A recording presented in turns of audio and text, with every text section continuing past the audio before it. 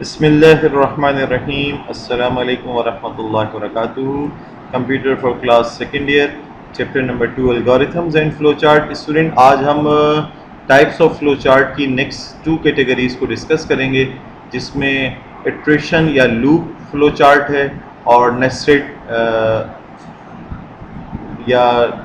Loop या nested iteration flow chart को हम डिस्कस करेंगे। तो सबसे पहले हम लूप या इटरेशन फ्लो चार्ट को डिस्कस करते हैं।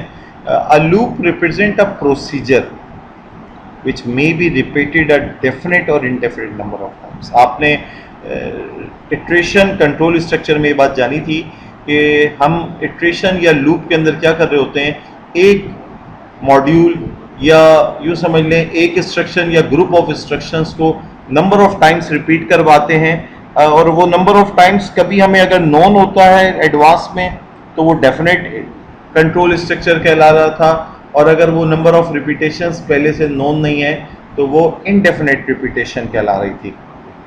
तो an example is given in figure 2.9 जो कि अभी हम डिस्कस करेंगे इंशाल्लाह ताला। उसमें where the definition of loop will be read over and over again until it is fully understood. Reading का अमल जो है वो अगेन एंड अगेन चल रहा होगा और उसके ज़रिए आप अच्छा सा समझ जाएंगे कि लूप या इटरेशन फ्लो चार्ट क्या होता है। इसमें रिक्वायर ओनली 1 or 2 साइकिल्स, ठीक है, और if the reader has exceptionally difficulty a large number of cycle, ठीक है, तो 1 या 2 साइकिल आपके प्रोग्राम के अंदर हो सकती हैं, मोर देन 1 भी हो सकती हैं, ठीक है। तो ज़रा आइए देखिए एग्जाम्पल में क्या हो रहा है। तो देखो स्टूडेंट, स्टार्ट हुई बात, स्टार्ट होने के बाद a loop represent a procedure repeated a definite or indefinite number of times। for example, आप यूँ समझ लें आपका टीचर, मैं आपको लूप की डेफिनेशन ये बता रहा हूँ, a loop repeated a procedure, a loop represents a procedure repeated a definite or number और इनडेफिनेट नंबर ऑफ टाइम्स। ये मैंने आपको एक डेफिनेशन समझाई ना।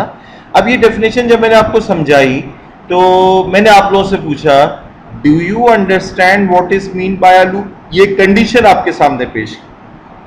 अगर आपने कहा नो, हमें तो बात नहीं समझ में आई, नो की सूरत में रीड द नेक्स्ट इंस्ट्रक्शन, यानी कि मैंने दोबारा आपके सामने ये लूप की डेफिनेशन लिखी कि students, a loop represent a procedure repeated a definite और इनडेफिनेट नंबर ऑफ टाइम। एक प्रोसीजर का रिपीट होना डेफिनेट या इनडेफिनेट नंबर ऑफ टाइम्स जो है लूप कहलाता है। फिर मैंने आपके सामने ये कंडीशन रखी कि students, do you understand what is mean by a loop. अगर आपने अगेन कह दिया नो, तो ये बात फिर रिपीट हुई, यानी मैं आपको दोबारा लूप की डेफिनेशन समझाऊंगा, फिर पूछूंगा कि समझ में आया या नहीं, यहां तक कि आप कहेंगे yes we understand now what is the definition of loop, या now we understand what is actually the loop. तो यस की सूरत में ये लूप क्लोज हो जाएगा, you now know what a loop is, और स्टॉप हो जाएगा। तो आपने देखा कि ये जो रिपीटेशन हो रही है ये एक indefinite number of times repeat हो रही है बात।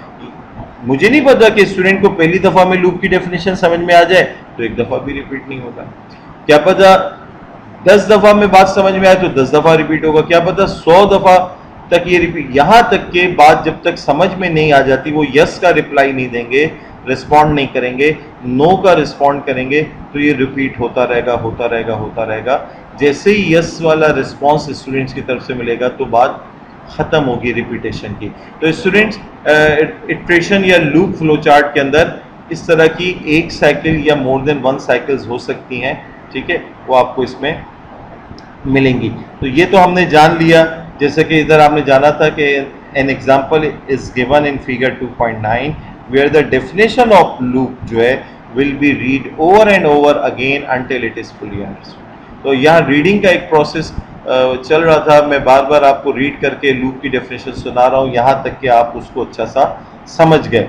दिस में रिक्वायर ओनली 1 or 2 साइकिल्स भी हो सकते हैं जिसमें आपको बात समझ में आ गई, और अगर हो सकता है कि रीडर को जो है एक्सेप्शनल कोई डिफ़िकल्टी पेश आए तो large number of cycles, repetitions के साइकिल्स भी हो सकते हैं कि वो कंडक्ट हो। बहरहाल ये आपके सामने एक इनडेफिनेट रिपीटेशन की बात आई है। इंशाल्लाह ताला हम इस चैप्टर के एंड में बहुत सारे कुछ फ्लो चार्ट्स डिस्कस भी करेंगे, तो उसमें कहीं डेफिनेट वाला केस भी इंशाल्लाह आएगा, तो वहाँ मैं आपको वाजे करूँगा कि डेफिनेट रिपीटेशन में क्या हो रहा है और इनडेफिनेट में क्या हो रहा है। गुज़िश्ता वीडियो लेक्चर के अंदर जहाँ हम कंट्रोल स्ट्रक्चर्स की वैरायटीज़ को डिस्कस कर रहे थे, गुज़िश्ता वीडियो लेक्चर के अंदर, तो उसके अंदर डू वाइल और फॉर लूप के फ्लो चार्ट में तो ये बात मैंने आपको समझाई थी कि किस तरह से डेफिनेट और इनडेफिनेट वाली बात बन रही है। आइए अब हम last and the fourth part discuss करते हैं,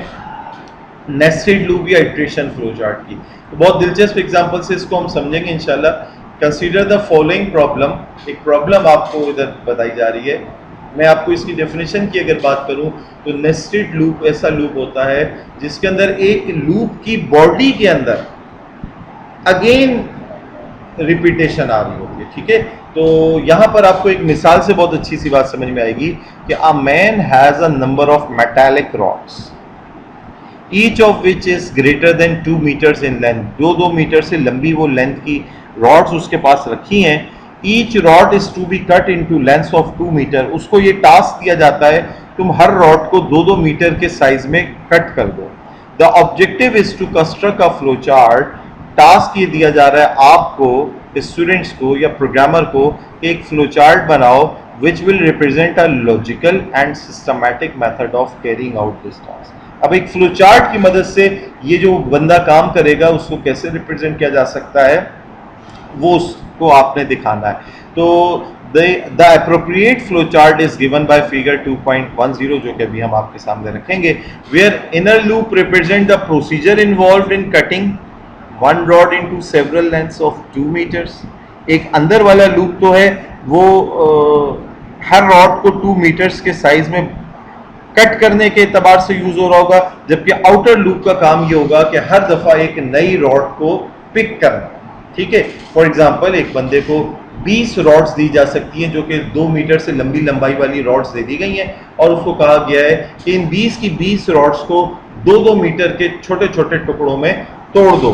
तो आउटर लूप का काम ये हो रहा होगा कि वो हर दफा एक रॉड उठाएगा, और इनर लूप का काम होगा कि जो रॉड उठा ली गई है उसको 2 मीटर 2 मीटर 2 मीटर 2 मीटर में कट कर दे। फिर अगली रॉड उठाई जाएगी आउटर लूप की मदद से, इनर लूप जो है उसको 2-2 टुकड़ों में कट कर देगा। ठीक है, तो आइए हम फ्लो चार्ट को समझते हैं अच्छा सा। ये देखिए, स्टार्ट हुई बात, रॉड उठाई जाएगी, take a rod, cut off a piece of 2 meter, 2 meter के पीस में उसको कट करें। Place the rod of 2 meter at a neat place, जो पीस आपने कट कर दिया उसको साफ जगह पे रख दें।